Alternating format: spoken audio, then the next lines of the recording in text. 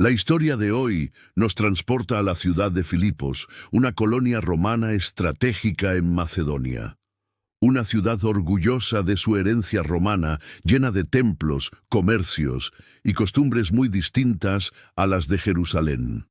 Allí estaban Pablo y Silas, en su segundo viaje misionero, llevando las buenas noticias de Jesús a un mundo que todavía no lo conocía. La aventura que vivieron en Filipos no solo transformó vidas en aquel tiempo, sino que sigue siendo un mensaje poderoso para nosotros hoy. Un día, mientras iban al lugar de oración, una joven esclava se les cruzó en el camino. Esta muchacha estaba poseída por un espíritu de adivinación y daba ganancias a sus amos prediciendo el futuro. La muchacha los seguía y gritaba una y otra vez: «Estos hombres son siervos del Dios Altísimo, quienes anuncian el camino de salvación». Lo decía constantemente, tanto que llegó a incomodar. Finalmente, Pablo se detuvo y con autoridad le dijo al espíritu: «En el nombre de Jesucristo, te mando que salgas de ella», y al instante el espíritu la dejó libre. La liberación fue una victoria para la joven, pero una desgracia para sus amos. Se dieron cuenta de que habían perdido la fuente de sus ganancias. Llenos de rabia, arrastraron a Pablo y a Silas ante las autoridades. La multitud se agitó contra ellos. Los magistrados ordenaron que los despojaran de sus ropas y los golpearan con varas. Después de recibir muchos azotes, los echaron en la cárcel, mandando al carcelero que los guardara con seguridad. El carcelero, siguiendo la orden al pie de la letra, los metió en la celda más profunda y les aseguró los pies en el cepo. Imaginemos esa escena: 2 hombres inocentes, sangrando, con heridas abiertas, encadenados en un lugar oscuro y húmedo. La injusticia parecía reinar.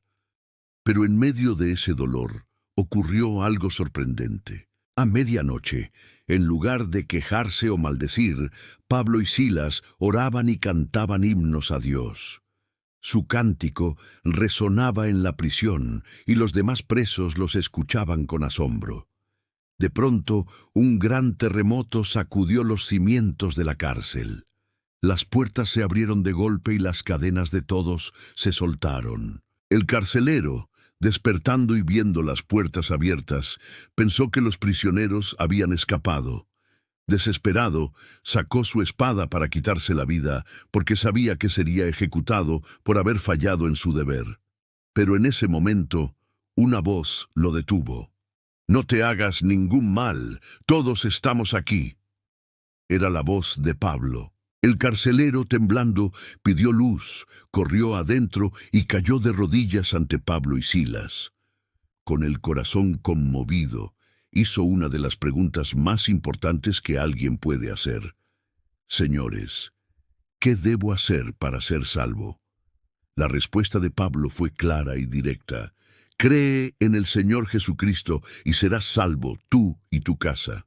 En esa noche oscura el evangelio brilló con toda su fuerza. El carcelero los llevó a su casa, lavó sus heridas y escuchó, junto con su familia, el mensaje de salvación. Todos en su hogar creyeron y fueron bautizados. La tristeza de aquella prisión se transformó en gozo. La Biblia nos dice que el carcelero se regocijó con toda su casa de haber creído en Dios. Una familia entera pasó de la desesperación a la esperanza, de la oscuridad a la luz. Al día siguiente, los magistrados enviaron a decir que soltaran a Pablo y Silas. Pero Pablo, con valentía, reclamó justicia. «Nos han azotado públicamente sin sentencia, siendo ciudadanos romanos, y nos echaron en la cárcel. Y ahora nos echan encubiertamente. No, que vengan ellos mismos a sacarnos». Los magistrados, al enterarse de que eran ciudadanos romanos, tuvieron miedo. Fueron, los consolaron y los sacaron, pidiéndoles que abandonaran la ciudad.